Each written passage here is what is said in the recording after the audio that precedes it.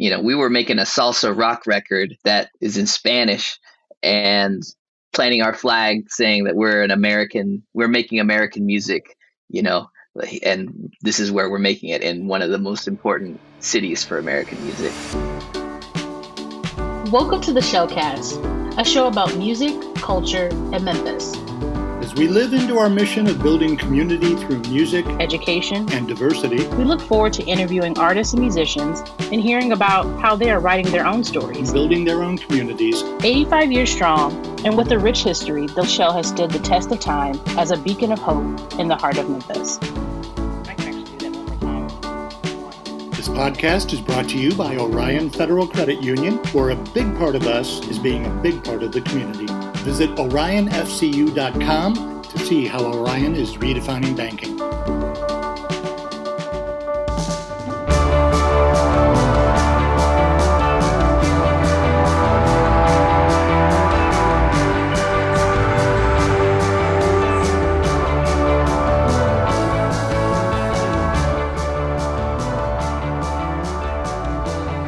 Welcome to the Shellcast. For today's episode, I spoke with the Latin rock band Making Movies. We spoke about how they got back to the core of being a band during the pandemic, their forthcoming new album, XOPA, their love for Memphis, and more. Now, here's our conversation with Making Movies.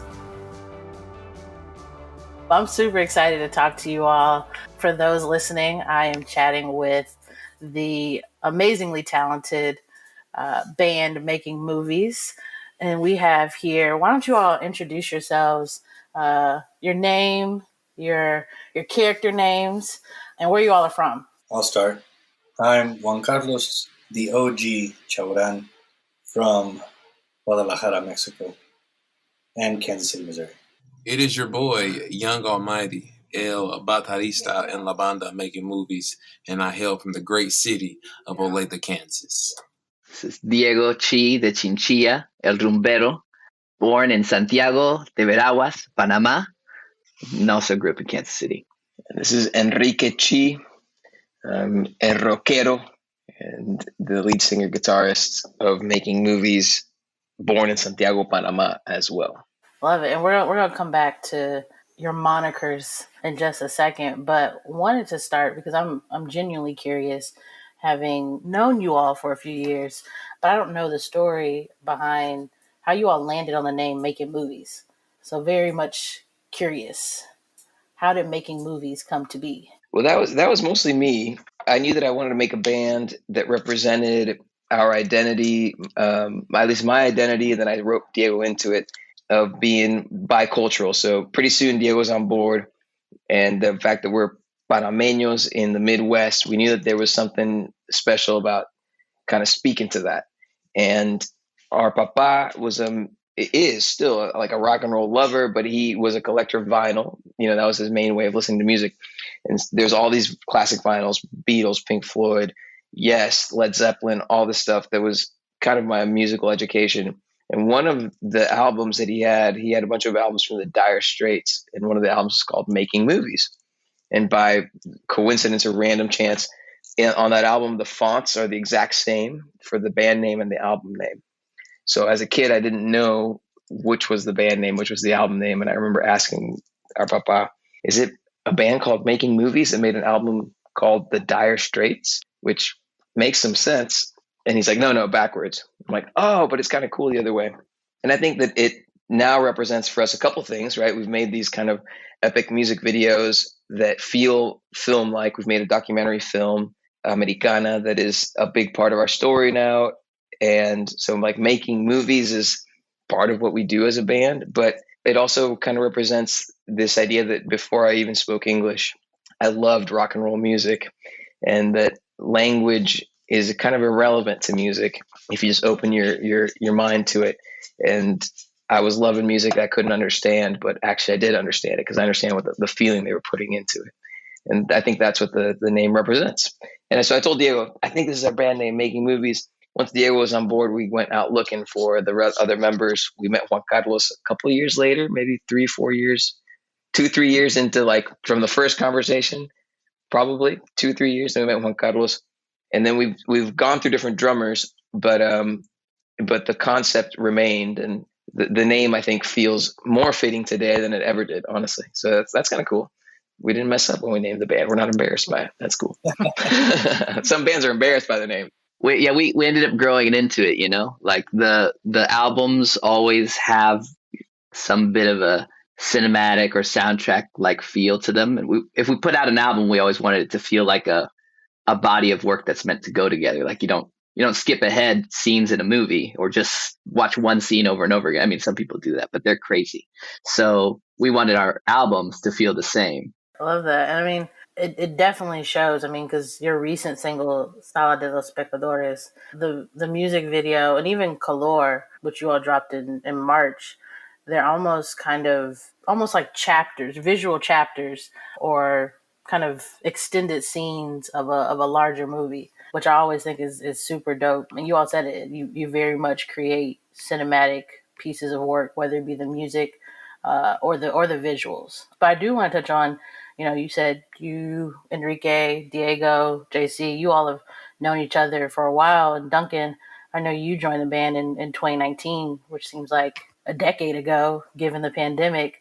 What has it been like, coming in, months before the world shuts down into a new band and then shutting down? How do you balance that building of the chemistry and having been in the band for a few years now? I would say in 2019, I was not in the band. I was still just like, they just was trying it out and see if it was going to work or not. They didn't even know. None of us knew really. I didn't know. So for the whole 2019, that first tour to Mexico City, it was just like, I always just knew I was going to be a drummer on tour at some point. That's just what I was convinced. So like, I just felt like this was the opportunity. So I was in already, and I just had never played Afro-Latino, Afro-Cuban, Afro rhythms. So I just, like I said, didn't know if it was going to work. And then the world shut down, and it actually blessed me because I had all this time to build it up and work on it before all the pressure was on to really come through. And I had a chance to like soak it up, to watch all this YouTube. And then like, I got a chance to know the guys in a deeper sense than I would have if everything would have kicked off. So like we got a chance to go through some, I would say, real shit and have some moments and like have to figure out how to create other ways, which allowed, I guess more of the personalities and things to come out, and then which led to like why it feels like it's been a while where we gelled so much. I feel like because we kind of went backwards, the other way of like building all the backbones in the relationship and the personality and the friends and brotherhood. And like, then a year later we got to play music, So I feel like that was a really a blessing in a way, and kind of part of why this shit is working so well, because all of this shit has happened like in a way none of us have kind of seen this happening as long as we've each been doing the thing collectively. And like as a band, we've all had these like new moments, even as long as they've been together.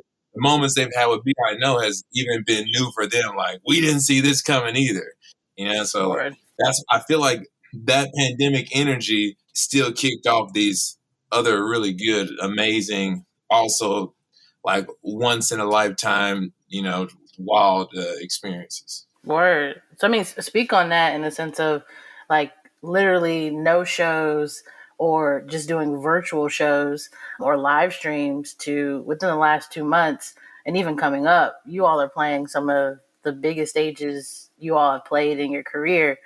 That has to be kind of surreal in terms of going from 0 to 100 real quick, as Drake would say. I guess, what has that been like going from? I'll kick it off. Yeah. I would say I went from like doing a Americana streams and doing Zooms with in the what's the Rebel Song Academy, and it's like that's what I remember coming from, like learning how to be in a nonprofit world and learn how to like be in this like kind of like a business sense of a creative, and then that switching over to actually being on the road playing music, it was like whoa. But I was also grateful the whole time. I was saying, like, it still felt like serious big moments, even though it was on the computer, because like these were Zoom classes and things with this nonprofit organization with the band that was like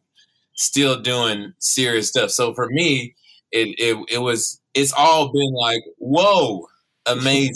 I never had that like transition to where like no show's not doing anything to it just kind of transitioned to like actually being in front of people, you could say, for me. I'll chime in here, and I feel that, you know, like our work, when shows canceled, we definitely poured our creative energy into this community work that we'd started. And it was long before it was a not-for-profit, it was just community work. We just like banded together to do community work and start a music camp for kids. And then we would like invite these kids to come perform with us. And all this was very organic. But when the pandemic shut down concerts, it allowed me to figure out how to grow that and replicate it. And I've had some really wonderful moments where I realized, wow, the Rebel Song Academy is being taught by other human beings who we've taught the process to, and we're creating those outcomes with these kids that are the outcomes we were wanting to replicate, that we had stumbled into. Honestly, we just like wanted to do good stuff, and then we stumbled into kids saying this was transformative, or this really encouraged me, this really changed the way I look at things. Oh, wow. Well, we should figure out how to do more of that. Whatever we just did that created that, we should focus on the parts that created that and do a bunch of that. And that's what turned into a not-for-profit. The pandemic allowed the time to then to really focus and hone that in. But I would say this, that like, it's riffing off what Duncan was saying, that it really made me wonder what it meant to be a band. And sometimes it was stressful to be a band, because being a band meant Zoom meetings. And that seems very unband-like. It's like, what is a fucking band if you don't have concerts or rehearsals, or really even recording sessions? Though we did start to record our new album after we started to figure out a system where we could feel safe enough to do it. Word. And it's like, what is a band then? Well, I guess a band is a group of people that are connected to an idea, you know, because it's like we're not even playing gigs. Four married men. I don't know if you knew that. That's what a band is. Four men who choose to marry in their own personal lives and business lives, everything. You just get wrapped up all together. Yeah. So that's the you part. Well, I'm about to get you all my divorce papers. We're getting served. Yeah, and we had to get back to the core of it, you know, like in a way, like it felt like when we crashed into the pandemic and Duncan was new with it. Like the good part is that we had to get back down to the core, like the core that you're at when you're in a basement with your homies saying like, I have these dreams. Someday we'll be in a band. We could like do this stuff. We'll have like t-shirts and concerts and things. It kind of went back to that like formative state of like, what is it that we're doing? And I think that allowed us to reassess things and then to form a tighter bond around the why, which gives us confidence to move forward. I think indefinitely. I think it gives us confidence to like do this as much as we have capacity to do it, because the why became more solidified. And that's a really beautiful outcome to a dark time in history that we all just lived through. And I would say helped me be patient, helped us just be patient with the process, accepting that like, none of us is getting rich, but like, I feel it. We agree already, so it's all good. And I feel like you need that agreement from the spirit, you know. That's the married part, I would say, is what we all agreed on. Mm-hmm. Agreed. Yeah, that's exactly it. And so I'm lucky enough to have heard your new album. I think that shows in this new body of work. There's something there. It's like a youthful energy. And as you all said, you all got back down to the core of it. I think that's evident in that new project and somewhat differentiates it from your previous bodies of work, which are still amazing. But this one, it's something like you're coming out of, I guess, the best way to put it, out of this pandemic. Well, it felt like are we ever going to record another album again? That's wild. That's pretty scary to think about. You know, it was kind of almost that urgency of just like, all right, well, if this is going to be our last album, we definitely got to put everything that we got into it. And just, I think we're happy. We're all happy with the outcome of it for sure. And especially for us too, I know for me, Diego and Enrique, being together now for, going on 12 years, we've, experienced a lot of things. And seen a lot of things and, have gone through a lot as a band, traveling all over this country and just being able to have a chance to do what we get to do. And then, we've had a lot of guidance and a lot of people who've believed in our project and, like Steve Berlin of Los Lobos. And he kind of took us in under his wing there for a little bit. And then once this pandemic happened and he couldn't help us with this album, we were just like, well, we know we have the goods. We know we have the pieces to be able to do it ourselves. We have the ear. We have everything that it takes to be able to make a great record. And we knew it was on us. I think that was another part of it. I think knowing that this is ours, we have what it takes and we have the songs. And so it was it was definitely one of those firsts for a lot of things, especially with Duncan coming in, being his first recording with us for the first time too. So, all that stuff can create a lot of bad juju, or it could, depends on how you want to take it. But after being around Duncan, his energy and things like that, it was just one of those things that it just naturally happened. We knew we were going to kill it. At the same time, you just never know. It could go south very quick. But luckily, it all came through, and we had some beautiful moments. And I'm glad it's all recorded. Yeah, it felt like a return. It felt like a return to that first record that we got to make with Steve Berlin, where we're all just grateful and thrilled beyond belief to be able to be in a studio tracking the music that we had in our brains or that we played in that garage space.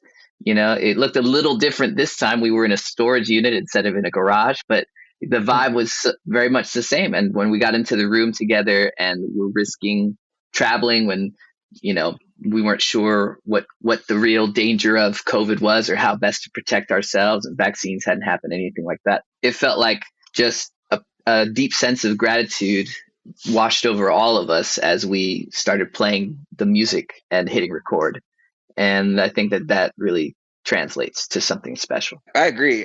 The only thing I was thinking of adding is that, working with our manager, Ben Jonas, as a producer was also dope to see like how he got to the place that he is as a businessman in music, as an educator and as a manager. But because if it was uncertain whether this record was the last thing we would record, it was certainly uncertain if concerts would ever come back as we knew them. Now we know they have, right? They have come back, but we didn't know. So how and if we would ever make money from any of this was irrelevant. And that was cool to work with Ben because Ben has the responsibility of leveraging everything we've got so that there's enough money to sustain us. And it's not an easy responsibility. I wouldn't trade roles with him. That's hard. But for that one moment, he and us, money was irrelevant because maybe there was 0 concerts ever. We would never play this music in front of people again. Like that was a real thought. We were like, maybe not. So it was just about making the best art we could make. And that's it. That's all that we cared about. And we did everything we could to do that. May we never lose that. You know what I'm saying? Like may we never lose how to get back to that place where the only thing that mattered to us is this the best music we can make, period. Yeah, the pandemic slowed us down enough to be able to sit and come to peace with every decision on the record that you were making as you were making it. Like that wasn't good enough. Well, there's no rush. There's no concert to get it out before, there's nothing, there's no calendar on the books that we're like trying to make sure things happen on this deadline. So if it ain't right, well, let's make a plan to then fix it. And we have time. Let's try it again. Let's try to do another take of that same song. Let's re-record that other part. Let's wait till we have the right person in the room to add that overdub or whatever the thing was. We were patient enough to see it through until we felt like we'd satisfied that quest. It's like the whole 2020 pandemic, I was making my first album ever in the world with the band that I had just learned how to do all this shit with. So like life didn't slow down when it shut down. Like I have been lit since the pandemic. I feel like when the pandemic started, all of my dreams started happening because I was low-key secretly traveling back and forth to Memphis, playing in this amazing studio with the best band in my city, playing the best drums I've ever played on my first album that, like, who cares if nobody's going to listen to it? This shit is amazing. Like, that was my whole 2020. And then I just started getting to perform at places. So like, that's what I was looking to say. Like, it's always felt like the show, because I never thought none of this shit was going to happen, you know? And like, I have been doing it and nobody even knows it's happening. That's even the other thing. Like, no one knows what happened. And I can't even say it because so much other wild, terrible shit is happening in the world, you know? But I'm also grateful that like, that is my experience, you know? So I really am making movies. Unintended. That's amazing. Want to learn more about how you can support the Overton Park Shell and its mission of building community through music, education, and diversity? Head to overtonparkshell.org. You can read up on our 86-year history and check out our schedule of events, visit our shell shop to grab all the swag, and find out ways that you can participate in our mission. Whether that's through donations, volunteering, sponsoring a concert, or becoming a member of the Shell Circle. Once again, that's overtonparkshell.org. I mean, you all brought up, you all recorded this album in Memphis, and it's almost like Memphis was your fifth band member. It's somehow weaved its way into you all's story and your journey in this album. I guess, how did that come to be? And I mean, it obviously has bled into your other work and your projects like Americana. What has that been like, and what is the importance of Memphis? But thanks to our manager, thanks to Ben Jonas. I mean, he's the one who kind of orchestrated all of it, and you know, I think we have a lot. I mean, we have a lot to be thankful for Ben. But I mean, I think finding this studio, you know, Scotty Too Hottie there. I mean, Scotty Too Hottie, Scott McEwen in Memphis. Yeah, it's incredible. That room is amazing. I mean, I don't know where else I'd want to record until we find something better. You know, Memphis has always been an incredibly important American city for American music, and so I had no idea about, or at least was ignorant to. You know, yeah, it felt like we were able to, while we were there, pick up on the energy of the musicians that had been there before, and the way that music is treated in Memphis, which it feels very much like making great music that's not even an impressive thing. A lot of people in Memphis can make great music. A lot of great music has come from Memphis, from just regular people. So then you really feel like you got to show up and do something special, not just make good music. But, you know, we were making a salsa rock record that is in Spanish and planting our flag saying that we're making American music, you know, and this is where we're making it, in one of the most important cities for American music. I didn't set out for all of that to play out that way, but the more we went to Memphis, the more we fell in love with it and felt that lineage and that heritage be part of what we were getting to make too. I would say that like one of those moments that was so magical is we had Cedric Burnside in Royal Studio, and we were there to just talk about his story, because we wanted to make really great content. We wanted to like, the whole world is making content and trying to like distract each other from the shit that's really happening. And if we're going to take time to do that, let's just tell real stories.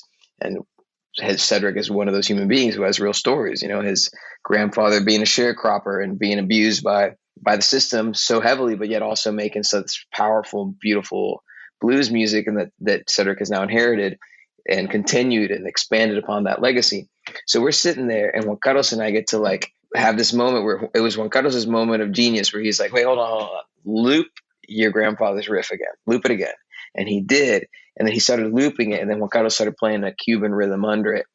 And then we realized that we're Memphis, or Memphis is connected to Cuba, or all of the above. Like there's no other ways to describe it other than like we have a commonality with Cedric. And that night, or whenever it was that we drove home from Memphis, it must have been the next day, I just remember feeling like kind of this like chill, or this goosebump kind of lingering feeling of just feeling like we tapped into the thing we're supposed to do. That sounds crazy to say, but that's actually real. That's how I felt. I felt like that's what we're supposed to do. We're supposed to illuminate that. Like our light's supposed to shine and just show that commonality of things that because of language barriers and borders had like national borders, cultural borders had been seen as highly different. Our job was to show you, no. That border is young compared to how old this idea is. And that idea is connected to that idea. They're actually from the same root idea that humans did a long time ago because they thought it mattered. Wow, 1,000 years ago, people thought this shit mattered. And it still sounds to me like it matters today.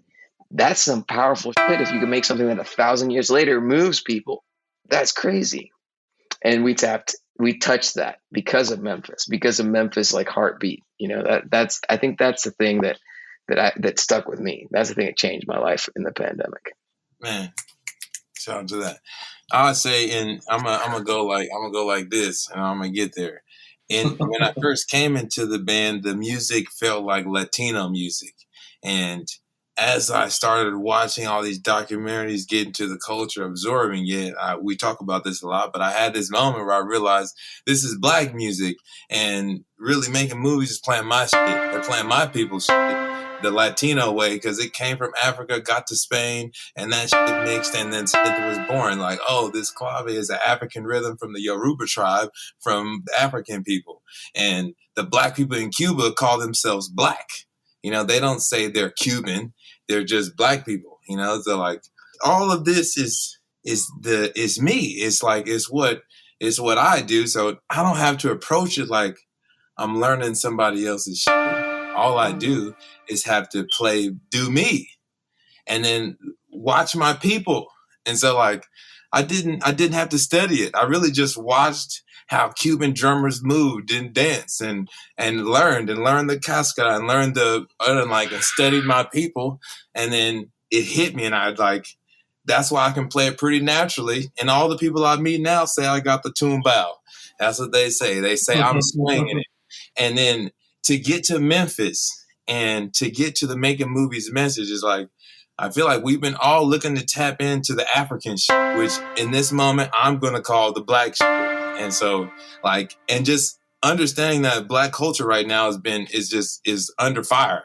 Being Black is a wild experience, and making movies is understand that and look to highlight that. And so Memphis is Black. That's what I felt when I went there. If it was the Blackest place I've ever been to, is predominantly Black. It felt so natural. It felt home. It felt like, whoa, these are my people are responsible for the greatest thing in music. All the best genres, my people are responsible for, and it all came from this place. And here I am with these people, with my homies, with people who brought me here in this place to play the drums in the place where all of my favorite records were made. It's like that, putting that in the making movies thing, I feel like is one thing we're missing. You know, we haven't been as Black. And now I feel like we have really tapped into the Afro part of the Cuban, Latino, Puerto Rican, Panamanian shit that the band been tapping into, you know? It's like now I feel like that's what's going to make this record go, I feel like, larger, because Memphis gave us that Black in this, you know, and really tapping what we all been talking about. It's like, it's not a new message. It's what all we've all been trying to get to solo and what the band has been saying. But like at certain times you got to have like that actual piece of it to get it in there. And then the Black man showed up, you know what I'm saying? And that's it. It's like they did do 12 years of work so I could come in and just be the last little, you know, that's it. So like it took all of it for it to happen. And then like, oh, throw a little chocolate in there, you know what I'm saying? Then the sopa is done. The soup is good. You feel me? Yeah. That's how we got the album name, because the soup had all these flavors. Just need a hint of chocolate. That's all it is. Which is kind of what I like. Like it's like kind of the thing he did is so close to or so connected to the thing that we're trying to do. It's like on one hand, man, you can talk about the bitterness of slavery and the insanity that human beings could ever enslave other human beings, and it's happened a bunch. Like the the Black American story, this continent story of enslavement is one story in humanity of craziness where people just abuse each other. It's terrible. But like Fantastic Negrito, he's telling a story about his grandpa and how he's mixed black and white, and like he's like, my grandmother must have been looking outside and looking at that delicious chocolate bar just melting in the sun. He's telling that story in Austin. That's right. And I was just cracking up, like, oh my God, he's killing it.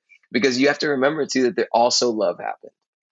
Like that's how we're all mixed up, is because also people fell in love with each other. Like people really vibed with each other from way different parts of the world. And they were like, wait, I fuck with your thing. Like, wait, you guys do this drum? That's dope. You play with that flute? Wow, that's amazing. Or it's you move like that. You move like that? Oh my God. I have to. Like I just can't help myself. So that's like it's got to be all that stuff. You can't just tell one side of it. You can't tell the ugly side and forget the beautiful side, because otherwise it's not real. Humanity is just a mix of both things at the same time. That's real.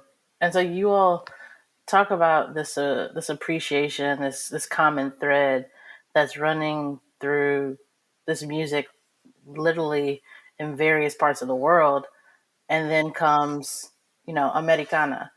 Speak on how this project came to be and how literally it's kind of spawned off into this larger entity. Diego had the idea of naming our album Americana, misspelling the word like the phonetic spelling, because the album was really a compilation of ideas and collaborations with other like-minded artists, Ruben Blades being one of them, Asdru Sierra, the David Hidalgo, Los Lobos, Steve Berlin, Flora Toloache. So we chose songs that represented this message. So we've been riffing on it. We need to retell what the message is. But then when the pandemic hit, we thought that name was perfect. Well, actually, this is before the pandemic. We thought that name was perfect to rename the festival. This is American music, Americana. It's supposed to include the stuff that was left out of Americana. And then with the pandemic, when we couldn't do a festival, we started making content. That content led to that film, the documentary film. And thankfully, because concerts are opening back up, we're doing September 10th, a festival in Kansas City called Celebrate Americana. But in that time, 2 years passed, so we just kept having ideas. Well, what if we do a radio show that tells more of the story? We had a PBS documentary. What if we do a live stream? What if we cut up YouTube shorts, which we're about to start putting into the world? So it wasn't one big idea. It was, well, we have this message, and how do we say it? Let's do it in a festival. No festivals. Well, how? Well, let's do it in content. Oh, well, how else could we do it? Let's do it in radio shows. So it's kind of grown from that one step at a time. It's fun. That's actually really, really, really, really fun to do, to try to communicate this message through different angles. I really enjoy that part of it. Yeah, it's something we learned during the pandemic time of like having to be creative. It's an easy idea now for us to do those type of things, because for a while that's just all that was available. That's right. It was scary at first. Do we even know how to do this? I mean, I guess arguably we don't, but you figure it out if you just choose to. I mean, it definitely didn't. It didn't show in the final product, which is dope. It was never. I think part of what makes Americana, every part of it, from the record to the documentary to all these other ways that it comes out, part of what makes it work is that it's always been a labor of love. It's not about the content or the song or who is featured, although all those things end up being an amazing part every time. We have legendary people come in and play music or pull from a legendary artist's song and get to showcase their story and how they contributed to American music. But at the end of the day, everyone who was involved in it, whether they were the artists or the people behind the camera making it, everyone knew that it was worth doing so that we could share this message and share this idea of including more and more people to the story, and kind of expanding this idea of what even is America, what is American music, how many people have been left out of that answering of that question. It really walks better because everybody had that love first, and we're willing to pour it more into it because of it. Beautiful, man. Well, this has gone by really fast.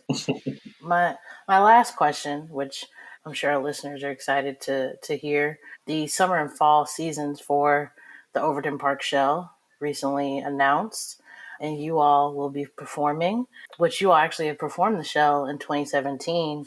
I'm curious what you all are looking forward to this go around, having been, seasoned performers of the Shell. I think that this new music was written with a party and danceability and groove in mind. So I'm looking forward to having a set that you can groove to the whole time. And I feel like Memphis will respond to that, because Memphis responded to our set years ago, but the music feels more solid, more grounded, stronger. And with all this this love that we now have for Memphis and all these memories that we have, I feel like we're going to feel inspired that day. We're going to feel like it's special. And that's a recipe for having a really great night. So I'm pumped.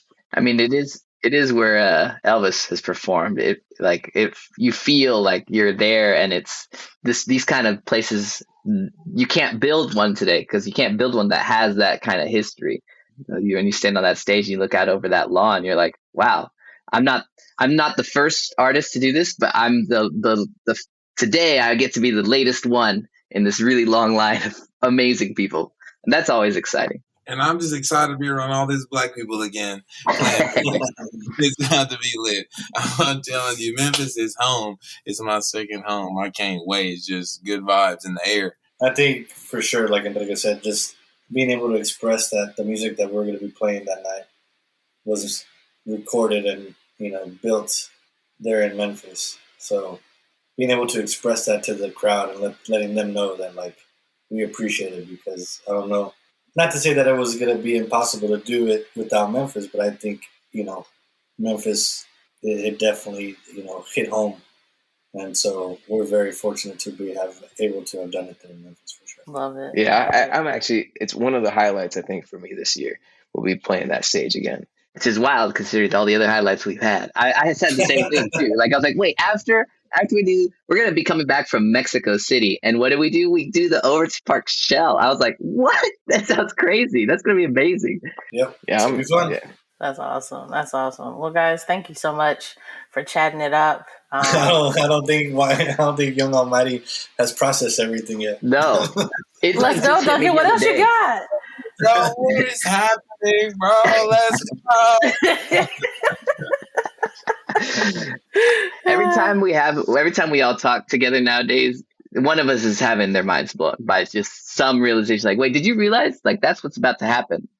We're doing this and we're going there, and then the album comes out. Wait, what? And then we got to make that music video. That music video is coming out tomorrow. What? No, wait, what? Everybody's like, no, so much is happening right now. We went from off.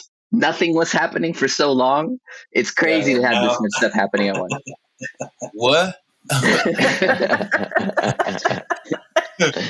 Yeah. No, last night I was hanging out with an old friend, and I was like, yeah, no, things are good. I mean, things are going well. We're starting to play shows. So anyways, we were just in Panama. We were playing at the ancient ruins, the first ruins and European made in the Americas. He goes, is it like a World Heritage site? Yeah, it's a World Heritage site, and we concocted a concert that we could film on that World Heritage site because it represents the message of the band, Yeah, that was pretty cool. And then he took us on his yacht the next day. I was like, what? I couldn't believe I was saying that.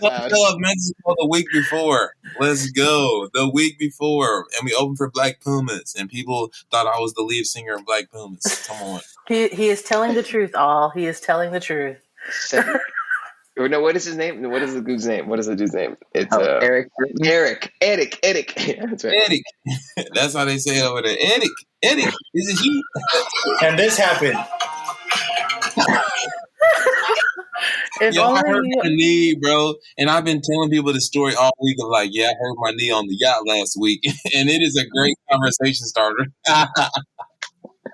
It's the best conversation starter. Oh, my goodness. One of them dance moves took my knee out, bro. But it was worth it. I think it was the slide underneath the Speedo. There you go. I think the knee went out right there. Your knee said mutiny. You gotta chill, bro. You from LA, you gotta relax, bro. I went overboard and I paid for it for about a week and a half, boy. I still feel it a little bit. That's why I had the ultimate frisbee with a knee brace. That's true. Goodness. Oh my goodness. Oh man. All right. Well, this was fun. Yeah. Thank you, Thank you, man. McKenzii.